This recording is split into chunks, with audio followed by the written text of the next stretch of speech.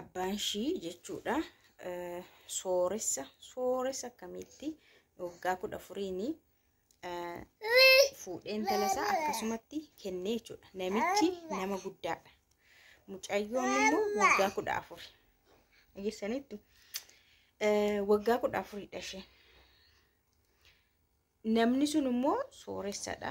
Abbaan ishii illee amma tokko qaba. Garuu isa sanaturra sooressadha mooti. Namni kuni alatti walii galee dhufeetu isa booda abbaan ishee jechuudha. Intala isaa kana kenneef. Namni kuni hiriyoottan isaa faana gara nama 5 qabatee dhufeetu hoolaa faqlanii mucattii kana furachuu dhufee jechuudha. Haati hin beektu maayinennaan bakka isatti kenna ittaan heerumsiisa. Inni immoo na gargaara.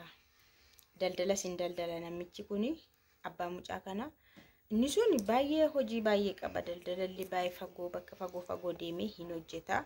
Gaggabaabsiin sitti malee dheeraadha. Saatii tokko walakkaadhaa ol kan isheen haasofte mucattiini. Garuu na ajaa'ibee jira jechuudha. Namni kuni haati akkamitti hin baratti jetteen kutaa 8 akkamittis immoo akkam ta'aa jennaan. Rakkoo maalii qaba namni kun hojii korratti na gargaara. Isaa kennamtu haafuu guddaadha moo namni kun. Akkasuma mucaan kun maa gochuu hin dandeessu osoo boossuu nyaatanii dhuganii fudhatee gale. Yoo mana isaatti fudhatee galuu hojjettuu qaba mana keessa. Namni kun manuma seeraa qaba, sooressadha, daldala garaagaraa qaba, bakka garaagaraa deemee hojjeta. Rakkoo maallaqaan qabu hojjettuu mana keessaa qaba. Hojjettuu sana fudhatee gale. Already fudhatee galee bu'aa faana galtee booda bakka mana sana keessatti jiraachuu eegaltee. Namni kun guyyaa kaanii torban tokko faa turee dhufa. Daldala deema siniin jenne Jibuutii faana bakka garaagaraa deema. Gaafa asuma keessa jiru immoo biyyuma keessa jiru immoo galgala barfatee gala jette. Dhugee galaa jette. Booda dhugee gaafa galuu ani isa hin hubadhu jechuun bakka isheen isa hin sodaatti yeroo inni itti dhiyaatu hin iyyiti. Na iyyaa itti na sodaadhasi yeroo manni natti dhiyaatu na iyya. Halkan immoo sa'aatii 6 booda akka 6tti gala waan ta'eef teenyee eegna mucaa sana faana hojjettuu faana. Rafne yoo eegne rakkoodha. Turee gala dhugee gala. Isa booda gaafa dhufee galu immoo mucaa kana faana sheefuudhe kana faana ciisuu barbaada. Faana wal qunnamtii saalaa raawwachuu barbaada. Isheen immoo hin barbaaddu hin iyyiti. Jette iyyiti. Booda namni kuni waan godhunnaa dhabu hojjettuu sana faana dhaqee ciisa. Dhageessani hojjettuu sana faana dhaqee ciisaa jechuudha. Hojjettuu kana durumayyuu faana jiraachaa ture. Isheenis ulfa ji'a 3ti. Dhageessanitu. Isheellee dirqiidhumaan faana jiraata. Jaallattee miti. Gara biyyaatii fide akka maatiitti. Maatiidhaan wal beeku ishee kana. Ishee hojjettu. Namicha kana immoo abbaan intaloo kana immoo hiriyaadha. Walitti dhiyaatu, wal gargaaru maal akkasi. Akkanatti mucaa kana fudhatee itoo assa qaayyuu jechuudha. Itoo rakkisu isheen isa faana jiraachuun barbaaddu jette iyyite. Inni immoo naagalu faana waan akka arsaamniitii raawwachuu barbaada. Isheen hin iyyiti. Maal jetti inni immoo utuma isheen ilaaltu hojjettuu kana faana dhaqee ciisaa. Bakka guyyaa tokko nareebe jette. Yeroo hundumaa nareebe jette. Yeroo galu nareeba. Isa guyyaa tokko nareebe bu'ee qoonqoon koo gogee jedhee akkas darbee yeroo bishaan dhuguudhaaf deemu kutaan isaanii banaa ture jette. Kutaan isaanii banaadha. Bakka ijumaanan ilaala yeroo isaanii wal faana ciisan jette. Maalni kun jedheeni achi guyyaa wayii ollaan keenya tokko jirti dubartii guddooni sheefaa bira dhaqeen dhokadhee sanuu nan gaafadha nan dubbadha afaan yeroo dubbadhu kun hin dubbatamu isa akkasas hin jedhiin hin darbaati ijoolleedha naan jedhee na gorsu ture. Akkana ta'u rakkadhu mana sana keessa obboleessi abbaa koo tokko achi guyyaa inni fagoo deemu sana daldala deema sinin jenne guyyaa inni deemu sana haala mijeessee fi achi ishee akka baddu godhe gara ofiisaatti fudhatee jechuudha. Obboleessi abbaa ishii sunillee maal godha haadha manaa qaba ijoolleen qaban haadha manaa qaba sooressadha jarris baay'ee sooressadha. Obboleessi abbaa ishii sunni haadha manaa qabu hojjettuu qaba ijoollee garuu hin godhanne haga amma anaan baay'ee na kunuunsee asiin na baasee achiin na baasee miidhamtee ta jedhee akka hin irraanfadhuuf akka mucaatti akka ijoollee daa'imaatti na kunuunsaa ture. Waqa waan inni irra daddarbe jira waa'ee barumsaa fam namni maal godha isa odeessee barumsaa dhaqaa turte garuu ijoolleen itti kolfu.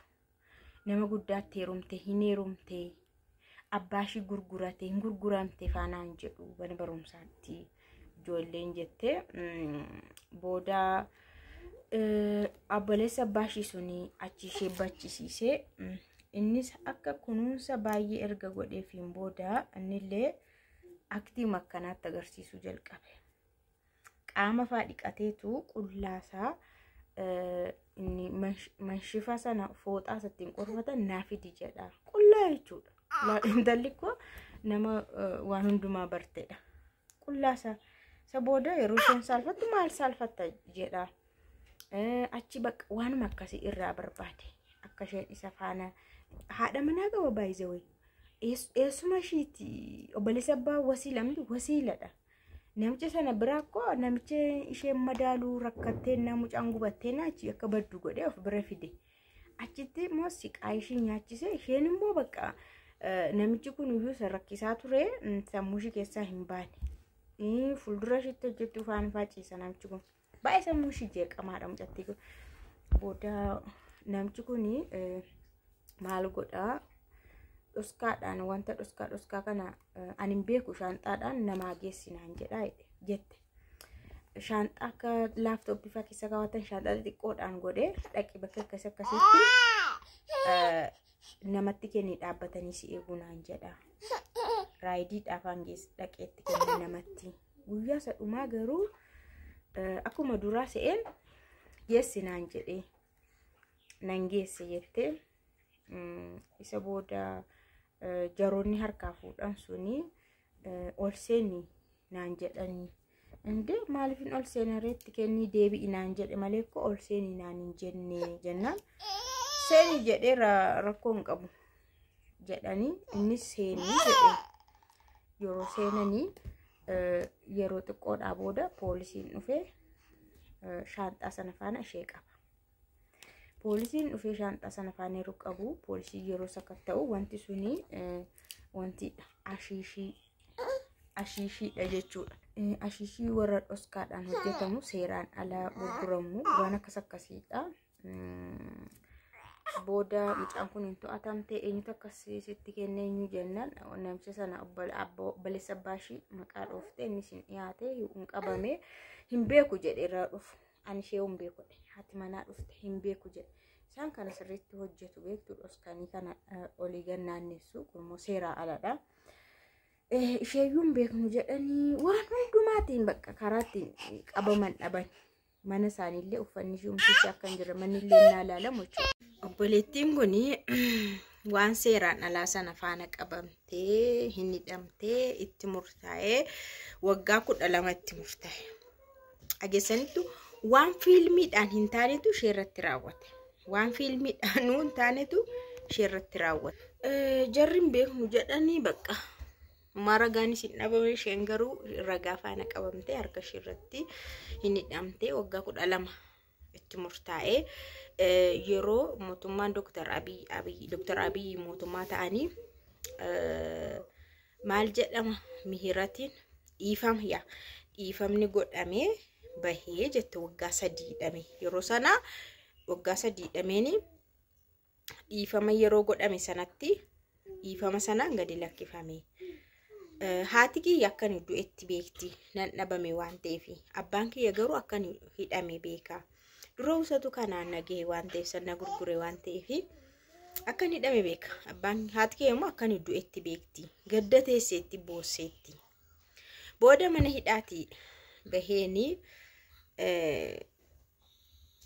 nan naqe jette. Yeroo naqe balbala reebuu mana warra keenyaa obboleettiin koo sheexingoon balbala narraa bante naatee balbala deebistee natti cufte. Ammas yeroo reebu narraa bananii warri ollaa bananii haati kiyyas gadi dhufte yeroo na argitu of ollaalte kufte hospitaala galte. Seeraamikii mataa ishee baay'ee dhahee ji'a sadii maanni wantiin sun inni maani keessa galan sun koomaan sun maal jedhama achi keessa turte. Bakka adeemsa kanaan amma eessa deemte amma immoo obboleessa abbaa dura obboleessa abbaa ishiiti amma immoo obboleettii abbaa. Obboleettiin abbaa ofitti fudhattee kottu bakka biyya keessaan si baasa siif hin taane gara Awurooppaa kana si ergaa jettee isheen illee hoteela garaa qabdi. Isa booda gara Dubaay na ergite jette Awurooppaa jette Dubaay na ergite. Dubaay eessa na ergite iddoo warra mana madaamii hin taane iddoo warra kaani iddoo amma dubartoonni waan arge hojjetan kana iddoo sana na ergite jette. Achi dhaqee hojjedhe achitti immoo na dhukkubsadhe. Achi booda Itoophiyaan na deebisanii dhukkubsannaa ishee bira. Bakka isa booda maaltu narratti ta'a jedheen gattaa'ee anu waanuma isaa barbaaduun jalqabeette. Amma maayete abbaan koo dhiyaate deebii naaf haa deebisu. Warri koo hundi isaaniiyyuu deebii naaf haa deebisanii. Maaliif akka akkasuma irratti hojjetanii. Abbaan kiyyaa yeroo sana fuudhee waan na gurguree fi amma jira waan ta'eef harmeen kiyyas jirti dhukkubsattuu taatee jirti malee jirti hundi isaaniiyyuu jiru. Deebii naaf haa deebisanii. An hamma haga har'aallee jireenyi koo baay'ee rakkoo keessa jira. Rakkataan jira. Yeroo sana kan akkas ta'e ammallee rakkadheen jira itti. Amma magaalaa Finfinnee jirti. Dura garuu eessa jette dasee immoo eessa jette dura jechuudha. Na an kan na dhibe abbaanii akkamittiin birriidhaan ilmoo isaa gurgura garuu hin ajjeesa umaan gurguru birrii arganna. Innaa waan hundumaa itti himtu maal taare ku warri keenya yoo akkasumatti jiraataa turanii quufa keetinaan jedha.